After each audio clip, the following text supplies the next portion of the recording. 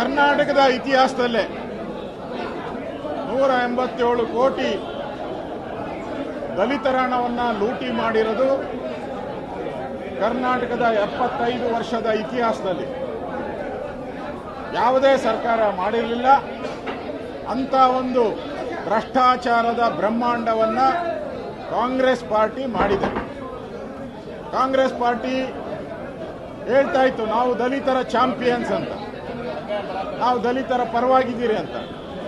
ಇವತ್ತು ದಲಿತರ ವೋಟನ್ನು ತೆಗೆದುಕೊಂಡು ಅಧಿಕಾರಕ್ಕೆ ಬಂದು ದಲಿತರ ಹಣವನ್ನು ಲೂಟಿ ಮಾಡದಂತ ಯಾವುದಾದ್ರೂ ಪಕ್ಷ ಕರ್ನಾಟಕದಲ್ಲಿದ್ದರೆ ಅದು ಕಾಂಗ್ರೆಸ್ ಪಾರ್ಟಿ.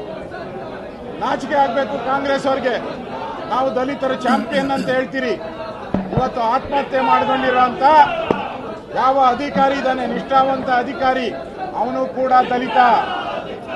ಇವತ್ತು ಲೂಟಿ ಹೊಡೆದಿರೋ 187 ಕೋಟಿ ಅದು ಕೂಡ ದಲಿತರ ಹಣ.